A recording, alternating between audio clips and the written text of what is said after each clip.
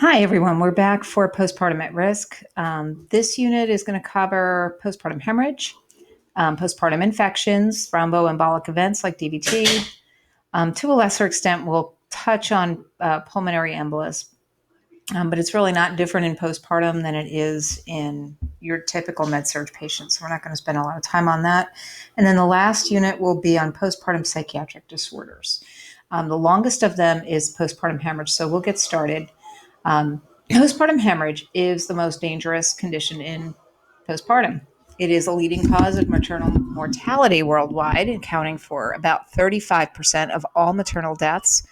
It happens in this country every day. We lose at least one or two women in a maternity situation when they should be celebrating one of the happiest events of their lives.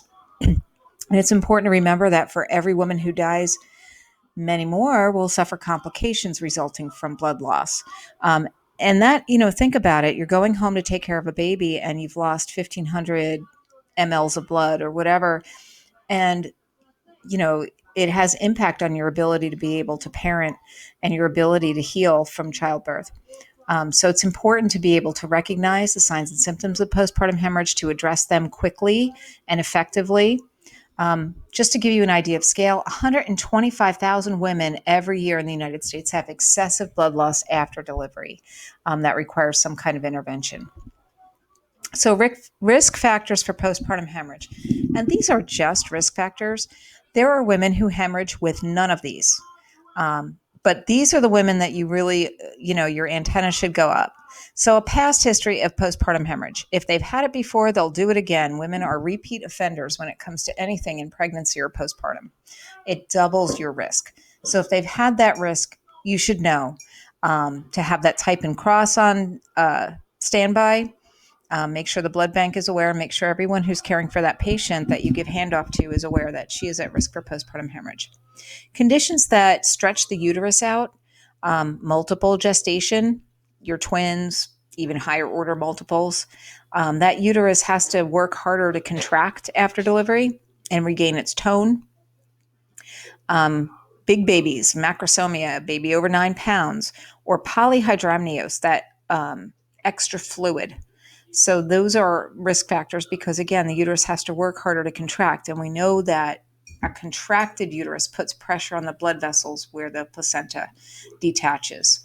A prolonged or dysfunctional labor is often a sign that the uterus does not contract efficiently, or has not, or maybe it was contracting efficiently until labor got prolonged, because now there's lactic acid buildup and like a muscle that's exhausted. It's just not, which it is, it's the muscle, is not contracting effectively.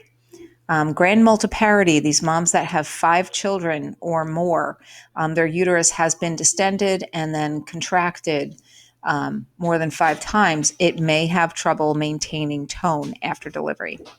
Preeclampsia for a couple of reasons. Preeclampsia can lead to low platelets, as in HELP syndrome. And preeclampsia also is frequently treated with agents that relax uterine tone or relax smooth muscle, like magnesium sulfate or nifedipine, also known as Procardia. And then anybody who is on a medication that relaxes smooth muscle, and again, magnesium sulfate, Procardia, some types of anesthesia, general anesthetics usually, are also at risk for postpartum hemorrhage because that muscle will not contract. Obesity, because obesity creates hormonal conditions where the uterus is less responsive to oxytocin. We have increased risk for that, and also because obese women tend to have larger babies, which leads to overdistension of the uterus. Asian or Latina heritage for reasons unknown, and birth procedures. Induction of labor with oxytocin or augmentation, especially for a prolonged period of time. Any operative vaginal deliveries like forceps or vacuum, and cesarean section are all risk factors. But remember that women can have a postpartum hemorrhage without any of these. Some scary things about postpartum hemorrhage is that blood loss might not be detected very early because sometimes women are sneaky and they hide their blood in their uterus where it clots and then interferes with efficient contraction of the uterus. So you've already got bleeding going on, and then you have clots developing inside the uterus that interfere with contraction. So, you may have like sort of a sequence of events that leads to a massive hemorrhage. It can also not be detected because remember, we have all that extra blood volume. And so people who are kind of on the lazier side or inattentive side when it comes to monitoring postpartums early after delivery might say, well, their blood pressure's stable. I don't see a lot on the pad. Um, and they're not checking the fundus maybe, or they're not um, noticing that mom has a boggy fundus, or they're not coming in often enough to monitor. But those vital signs will stay stable until the blood loss exceeds 1,000 to 1,500 mLs. And that's a lot. And we'll talk about why that's also dangerous, because when you bleed whole blood, you're also bleeding out your clotting factors. And so it can start a chain of events that's very dangerous. Sometimes bleeding appears as a slow trickle instead of a big dramatic gush with giant clots, and that can be misleading. And in most of the cases where hemorrhage went undetected for a prolonged period of time, people were changing pads. The blood was a slow, steady pouring out. It wasn't that dramatic flow that you sometimes see. And so they grossly underestimated how much blood loss there was. And also, in maternity, it seems that nurses and other providers will harbor a bias that these women are young, they're healthy, what could happen? And sometimes by the time we realize that somebody's in danger, it's hard to effectively intervene. Frequently, we do catch it, but if you catch it late, the woman has already lost a lot of blood. She'll lose a lot of hemoglobin. And even if it doesn't lead to maternal mortality, it will lead to significant blood loss. Bleeding can be especially dangerous in the woman who already has anemia. They already came in and their hemoglobin was less than 11. Hematocrit was less than 33. They didn't have anything to spare, and now it's coming out of them. Or if they have low platelets. For example, some women just have thrombocytopenia during pregnancy, but women with preeclampsia also have low platelets. And if we start with a hemorrhage due to, say, uterine atony, because maybe there was MEG sulfate or there was some other factor going on, hyperdistension, overdistension of the uterus, grain multiparity, whatever the case was, if she doesn't have platelets, then she's going to bleed a lot more than somebody whose clotting factors are normal. So prevention of complications, obviously we're going to identify patients at risk, and we're going to let the blood bank know ahead of time. Every provider taking care of that patient, every nurse that you give handoff to should know that this patient is at increased risk for postpartum hemorrhage, and they should know to monitor even more frequently than they do any patient. Frequent assessment of the postpartum patient means at least every 15 minutes in that first hour or two after delivery. That's when it's most dangerous. If they're going to bleed, usually they bleed right after. To the extent possible, you want to avoid invasive procedures during labor and delivery. Vacuums, forceps, things like that, that increase the risk of the uterus getting tired. You want to avoid a prolonged dysfunctional labor. You want to promote effective functional labor as much as possible. Then active management of third stage of labor, we talked about with birth procedures. That's when you administer oxytocin prior to the delivery of the placenta, and the provider will usually exert very gentle traction on the placenta and try and get that placenta delivered as quickly as possible. The longer the placenta stays in, the longer the body thinks it's pregnant and wants to perfuse a newborn. And so we want to encourage the delivery of that placenta. Administration of oxytocin immediately after delivery, and that is sort of a worldwide initiative. A1 is our agency in nursing for obstetric nursing. They are advocating for a standardized policy. Now, if you don't have IV access and you're worried about bleeding, you can give oxytocin IM as an injection. Usually the dose for that is 10 units, and it's delivered as 10 units in 1 ml. Remember when we were in labor and we talked about milliunits, 1,000th of a unit, and we start at 1/1,000th of a unit. Well, after delivery, we need to flood their receptors. Their uterus needs to contract very, very strongly, much more strongly than it did in labor. And the uterus also is, because of factors that mitigate responsiveness, it takes a lot more oxytocin after delivery. We can also stimulate some endogenous production with skin-to-skin contact, but if mom starts bleeding, then we have to get the baby somewhere safe and address that bleeding issue. So early intervention when bleeding is heavy, I can't stress this enough, early detection and intervention are much more effective at keeping mom stable than waiting until that bleeding is out of control. And it makes sense. So causes of PPH, there are 4 T's in PPH. There is tone, tissue, trauma, and thrombins, and that's a really good mnemonic. Tone is that contracted muscle. When the uterus kind of folds over on itself, clamps down on those blood vessels, and stops them from massively hemorrhaging. It is the number one cause of postpartum hemorrhage. It accounts for about 50% of all hemorrhages. And so a lot of our interventions that we're going to discuss are going to address tone.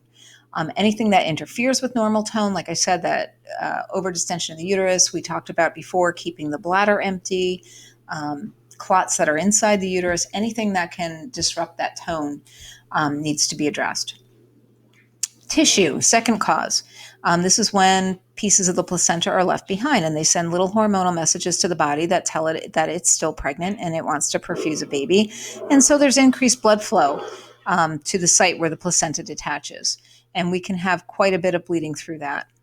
It will also send messages to the body not to contract very strongly. And so we want to address any kind of placental issue. When the placenta delivers, the provider should inspect it to make sure that it's intact. If you see any kind of trailing membranes or anything like that, they should try and remove them at that time. But if we've tried everything else and the uterus still won't maintain a tone, sometimes they have to explore and they will find placental fragments. Then there's trauma, and trauma refers to either unrepaired lacerations. These can happen on the cervix, inside the vagina, on the perineum, but they're lacerations that sometimes aren't really visibly apparent. If you get to watch a delivery and labor and delivery, see how the provider does the repair. I think we all kind of like, oh, baby's out, exciting show is over. But if you see the repair, it takes kind of a lot of skill and good lighting, and they kind of have to find where all the bleeding is, and that's where they stitch. So unrepaired lacerations usually look like a firm uterus and a trickle of blood. If that's what you see, then you need to call your provider back in there and get them to address that before the woman loses a significant amount, starts going into shock. Then perineal hematomas, or most of the time they're on the perineum. They can be labial, they can be inside the vagina. But a hematoma is a collection of blood underneath the tissue or mucous membranes. I had one about 2 weeks ago. It was very interesting, and we'll talk about it a little bit more when we get to that. But trauma is another cause. And of course, if that's the cause, then that's what we address. Thrombins, these are your clotting factors. So women with thrombocytopenia or coagulopathies of any kind, if they have low platelets, if they have a known clotting disorder that makes them bleed more, like von Willebrand's disease, which I am not testing on, but if you want to look it up, you feel free. It's pretty interesting. Sometimes the first indication that a woman has von Willebrand's is a postpartum hemorrhage, and she's maybe will tell you she's always had heavy periods. Always, always, always. She bleeds for 2 weeks. It's heavy. She soaks pads like every couple of hours. If that's the issue, then we address it at that level. So goals and management of postpartum hemorrhage are not that different from your goals of managing any other kind of bleeding. The first thing you're going to do is stop the bleeding where it starts. And that sounds obvious, but first you have to kind of be a little bit of a detective and find out where that is. Stopping the bleeding is your primary thing. Next, you have to replace fluid volume. If a woman loses 500 milliliters of fluid, she's going to, has to support circulation. So we would give fluid replacement and then supporting hemodynamic stability. And we'll talk about ways that we do that. Finding the root cause. So tone, the uterus is boggy. When you go and feel that uterus, it should feel kind of like a softball or a grapefruit under the skin and tissue. Okay. So you'll have this kind of soft, baggy tissue on the outside, but then underneath it, if you palpate, you stabilize with your non-dominant hand and then you palpate with your dominant hand, you should feel that firm grapefruit type structure underneath the skin and muscle. If it feels mushy or spongy, like a Nerf ball, then it's called boggy. And it will be higher because it's not contracting into that small muscle. Like if you contract your bicep, it kind of bunches up, it gets hard. That's what we want the uterus to do. So if it's high, it's above the umbilicus, and the higher it is, the less tone you have. In obese women, sometimes you have to pick up the skin to find the umbilicus if they're very obese. Um, you're kind of going to have to find that landmark by moving the umbilicus to where it would be in a woman of normal weight.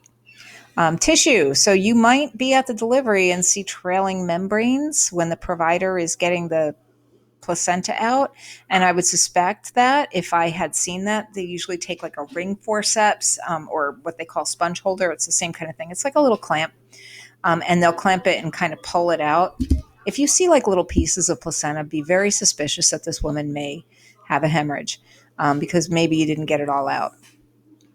Trauma, as I said before, is usually a continuous trickle with a firm fundus at you. Like you check the fundus and it's firm, but still this woman is bleeding. Or you might see the signs and symptoms of perineal hematoma, and I'm going to talk about those separately. So that would be sort of a visual inspection along with palpation of the fundus. Thrombins, we look at lab values that are abnormal. Most women get a CBC as they're admitted. If you've got bleeding and the fundus is firm and you don't suspect tissue or trauma, they may ask you to get some lab values. You may have a woman who had some coagulopathy that we know of, postpartum hemorrhage, heavy periods. And you can end up with a coagulopathy because of bleeding that comes from some other reason. So let's say you have uterine atony and you don't catch up with it. Women who bleed whole blood don't just lose red blood cells. They lose all their clotting factors too. So suspect thrombins if your hemorrhage continues despite your intervention. We'll talk about ways to address it at that level. So what do you do when this woman's bleeding? You know what? Yeah, these are general interventions that you would do. The first thing you're going to do if it's tone is fundal massage, but that's a separate slide. So let's go through this. Any kind of bleeding, you need fluid. You need to support fluid volume. So get a second IV site, preferably an 18 gauge. If you need to give blood, blood is only compatible with normal saline, so you need two sites because you might have to give IV medications through the other line. The bigger the better. 18 gauge is like most of our minimums. Those are the green ones. If you have to, if you can't get anything else, you can get a 20 gauge, which is the pink one, but never go below 20. It won't deliver the fluids that you need in the volume you need them. We give crystalloids, and we give them in like isotonic solutions, lactated ringers or normal sterile saline. You're not going to give dextrose to bolus this person, and you're going to give it in fairly large amounts to support the circulation. And we're going to monitor vital signs. What we're checking for is hypovolemic shock. This is not that different from any patient who's bleeding. The difference is that we tend to not see changes until it's late in the game. But what you would see most of the time is tachycardia initially. Generally, after delivery, mom's heart rate goes down. She had a 10 to 15 beat per minute change from the baseline with pregnancy, and then she goes down to like 50 to 70 beats a minute, and it's normal. If she's running 116, 120, 130, you got to think maybe there's something going on. Hypotension, she's going to, like, her blood pressure is going to drop as she starts losing fluid volume. And then late in the game, you'll start to see a decreased oxygen saturation. So another intervention you're going to do is to administer oxygen if you need to, and you might have to give that via a face mask if mom's sat is dropping, but be prepared to do that. You might give it through nasal cannula. It depends. You want to maintain her at like 95 to 100. There used to be an emphasis on Trendelenburg positioning, but Trendelenburg puts the woman's head below her feet, and that can create issues with breathing. Because it can be harder to move that diaphragm against gravity. So now the advice is to elevate the legs 30 degrees. I I would not have mom sitting straight up. I would have her with the head slightly elevated, but the legs elevated to perfuse all the vital organs. You're going to want to put in a Foley catheter to monitor output. I don't know if you've ever heard the saying, but I have said it before: no BP, no PP. If mom is not putting out blood to her major organs, her kidneys aren't getting perfused, and her body is sending signals to withhold fluids so that she doesn't lose any more of her fluid volume. So you're going to monitor her output carefully. Plus, keeping the Foley catheter in does keep the bladder empty. And then the last thing you're going to do to support hemodynamic stability is transfusion if indicated. If mom's got a hemoglobin of 4, it's really hard for her to maintain a decent cardiac output and perfusion to her organs. A massive transfusion protocol, I'm just mentioning it. That would not be a testable item, but be aware of this when you have patients who are bleeding a lot. And by a lot, I mean you're seeing changes in their vital signs. With this mom, it could be 1,500. You're seeing a drop of maybe 4 points hemoglobin, maybe more. We want to give not just packed red cells. Remember, people bleed whole blood. So if you're replacing a lot of it, you're going to start to need to replace some of the clotting factors and give like cryoprecipitate and things like that. It's more of an advanced concept, but you guys are headed to GNP4 eventually. And you will need to know that for critical care, that if somebody is in hypovolemic shock and you are giving, 4 units of packed red cells, you better start replacing those clotting products, or else whatever you put into them is going to be on the floor. Okay, so now we're going to get to all of the things that the nurse does for uterine atony. The things that we just talked about might not be the first things you do. They would happen pretty quickly. But the first thing you would do, especially if you suspect atony, the uterus is boggy, is fundal massage. It is not a spa treatment. And I love that they put the word gently in here. Gently compress the fundus. You're really not that gentle. I'll be honest, sometimes you have to express a lot of clots. I've seen clots the size of like small jellyfish come out of women's vaginas as we do the fundal massage. Just make sure that you are supporting that uterus at the pubic symphysis. Do not just use one hand and push down. You can push the uterus out with it, and that is a huge problem called uterine inversion. So stabilize the uterus. If the fundus is high and it's boggy and it's displaced to the right, suspect urinary retention. And you're going to do a straight cath. It's just common sense. If the bladder is keeping the uterus from maintaining a contracted position, then empty the bladder. Not really rocket science there. Just make sure you're using sterile technique. And then there are medications that we use. They are called uterotonics. The first line agent is Pitocin. It should already be running right after delivery. If it has been discontinued, let's say it's 6 or 8 hours later, you would anticipate having to restart that again. So if you have a bleed, and you give SBAR, anticipate that order and have it at the bedside and be ready to give it. Most places now are more aware of postpartum hemorrhage as a cause of maternal mortality. They may have hemorrhage carts where everything you need to manage a hemorrhage, from IV start supplies to Pitocin to drugs that are shelf stable and don't need to be refrigerated. All your equipment, anything you might possibly need is in that cart. So oxytocin might be in that cart. It would be the first thing that you would do. If you are already running Pitocin at, say, a rate of 95 milliliters an hour or something like that, you might anticipate a bolus of Pitocin. It is dependent on a doctor's order, but generally speaking, if you have a hemorrhage, people start to come in and help. There should be a provider giving you orders. Methergin or methyl ergonovine is another uterotonic drug. It can cause powerful contractions of the uterus, but it is also a very, very potent vasoconstrictor. That's why we use it in migraines, because it causes vasoconstriction. So you want to check a blood pressure first, and don't use it in your preeclampsia patients. You can cause a seizure. You can cause a hypertensive crisis. Theoretically, you could cause a stroke. Methergin, typically in an emergency situation, is given as an IM injection.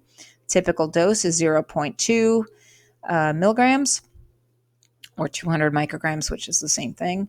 And it is usually supplied as that dose per 1 ml. You give it in a big muscle like the thigh or the ventrogluteal.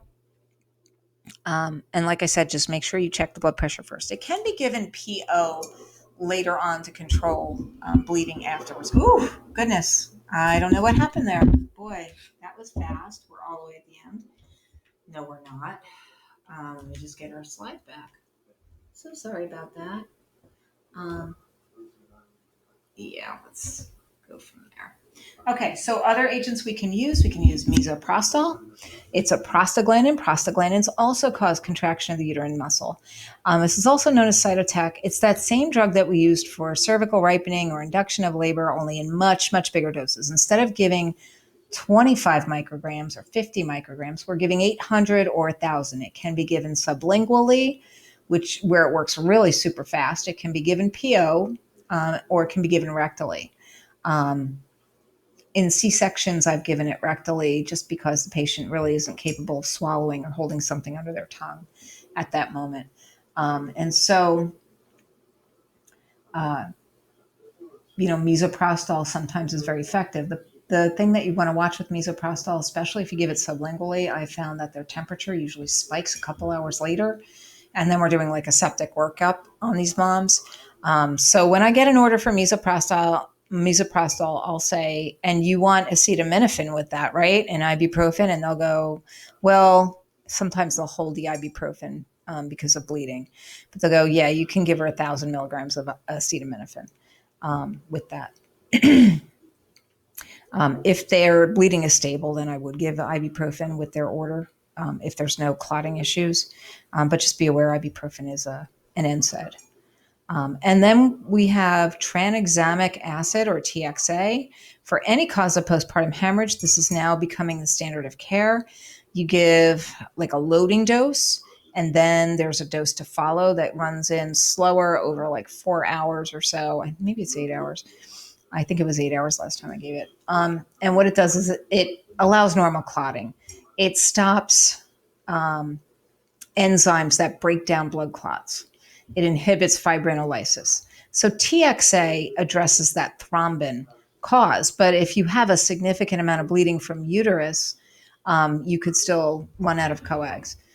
So TXA is now becoming the standard of care. Carbaprost, or Hemabate, is another prostaglandin. It's in the same kind of class as misoprostol. It is approved for postpartum hemorrhage. It promotes very strong contractions of the uterus. It's a lot more expensive than misoprostol, which is not why we don't use it. It gives them really wicked diarrhea in the bed. Typically, we use it after everything else. All these other things aren't working. And it is given IM. Okay, so if less invasive methods fail, we have done fundal massage. Maybe the provider has done bimanual massage. We have given oxytocin. We have given Metrogen. We have given misoprostol. Maybe we've even given Hemabate.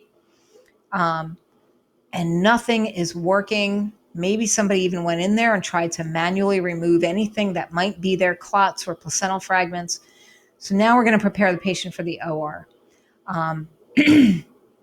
If they don't have a Foley yet, one needs to go in.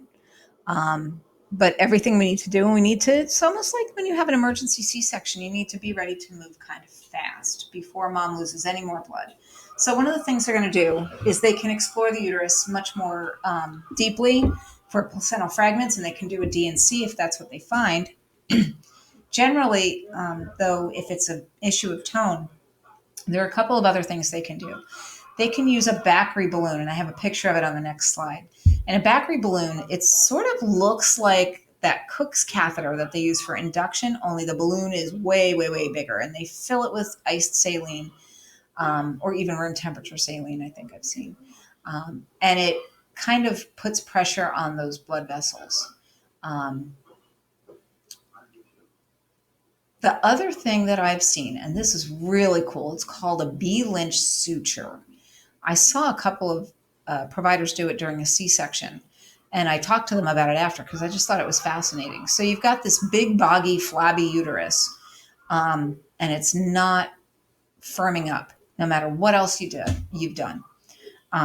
You've administered all the medications, In a C-section, they can do direct fundal massage. If that's not working, they take dissolvable suture and they sew the uterus, kind of like when you do a Thanksgiving turkey and you kind of tuck everything in. They sew it into a contracted position with these dissolvable sutures. And that puts all the pressure on the blood vessels, usually stops the bleeding like really instantly. Um, and as the sutures dissolve, by that time the uterus has started to regain its tone. It doesn't have impact. I mean, it's not like the uterus is now sewn in that position forever. You never have to remove that suture. The suture dissolves and it has no impact on future pregnancies. It's a really cool thing to see. If none of this works, they can tie off the uterine arteries or cauterize them, although I haven't really seen that. There was only one case where saw them try to ligate uterine arteries. The patient was in DIC, which is a bleeding disorder. It's a thrombin thing. And then if everything fails, now you're at a hysterectomy, and you try everything you can to avoid that. But if you cannot tone up this uterus and you cannot stop bleeding, losing a uterus is better than losing a mom. It's very rare to have to do a hysterectomy, but it sometimes does get done. And that's the B-Lynch suture.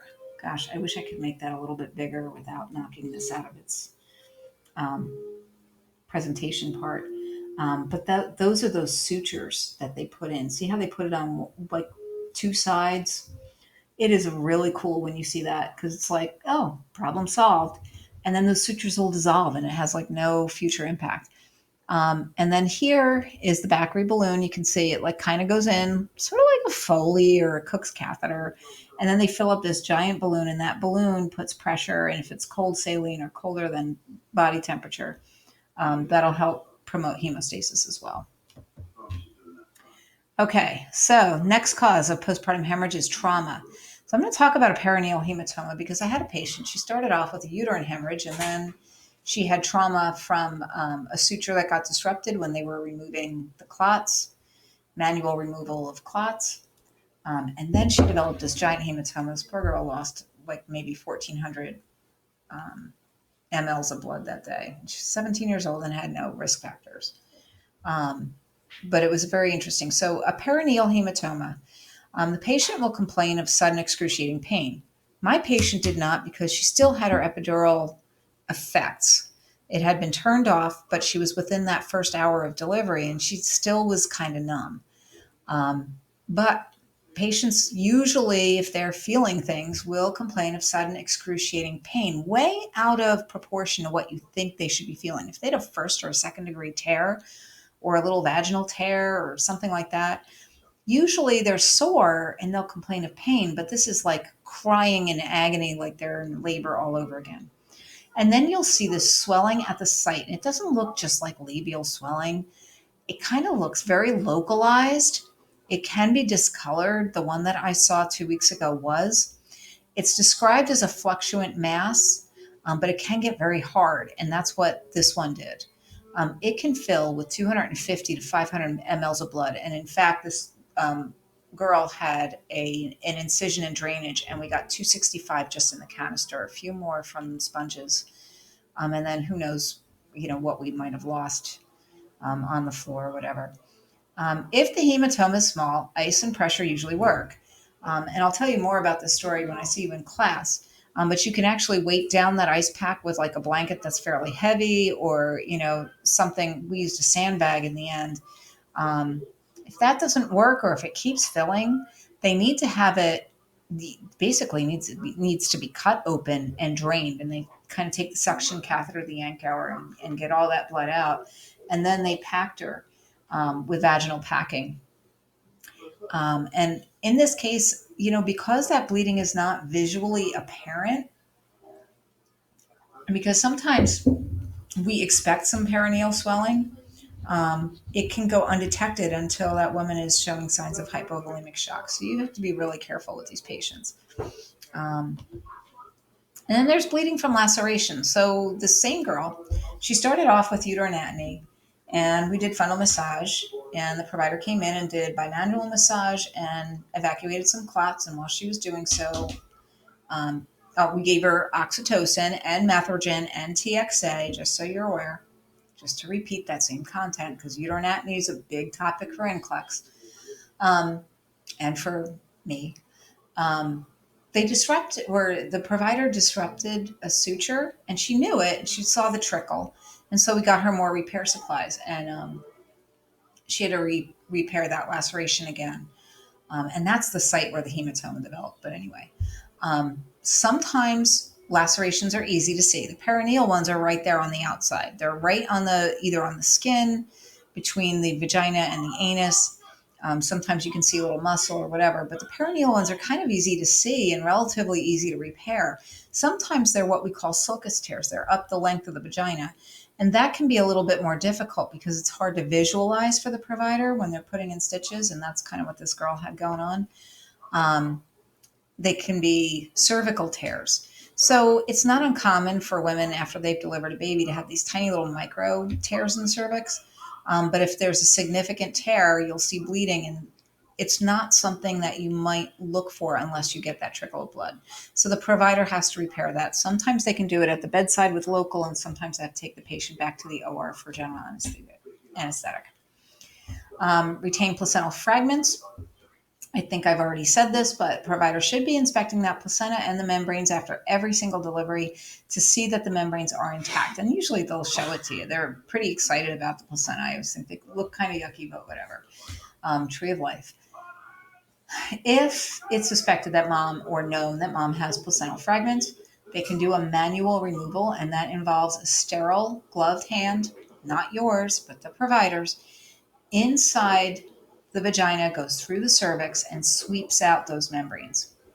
If that's not effective, or if they can't get them all, we might have to take the patient back to the OR and do what's called dilatation and curettage. What they do is they dilate the cervix a little bit more, and they take a very sharp instrument. It's curved, kind of looks almost like, not quite a spoon. It's like a spoon if the middle part of the spoon was gone. But they go in there and they scrape out all of the placental fragments. And that's how we deal with that. And all the same things about, maintaining hemodynamic stability and fluid replacement and, monitoring vital signs apply to all of these situations and scenarios. So the last one we're going to talk about is thrombins. And when we manage postpartum hemorrhage due to thrombins, there's prevention. If we have patients that we know have clotting irregularities, they maybe have preeclampsia and their platelets are on the lower side, or they have some kind of thrombocytopenia, or we know that they have some other issue, we're going to minimize invasive procedures, and we're going to make sure that the blood bank, again, knows as well. Some people need like FFPs, fresh frozen plasma. Some people need platelets, but if they have a disorder that destroys them, you kind of have to give them as needed. You want to identify hemorrhage from other causes early on before you start that cascade of I've lost all my clotting factors along with my red cells. So that will help prevent hemorrhage from that. Now you can replace clotting factors, fresh frozen plasma and platelets. What you want to watch with FFPs is fluid overload, because it's not just the packed red cells, it's also all of the fluid that comes with plasma. But generally, if they've had a hemorrhage, their circulating volume is low. So you give what you have to give. You just monitor. Just whatever you do, make sure you're assessing your patients. And then there's tranexamic acid, or TXA, and I already talked about that. It inhibits fibrinolysis, which is the breakdown of fibrin. So you allow your patient to clot normally, and don't use NSAIDs if you suspect any coagulopathy. So no ibuprofen for this mom until she's stable. Okay, and that is the end of that video.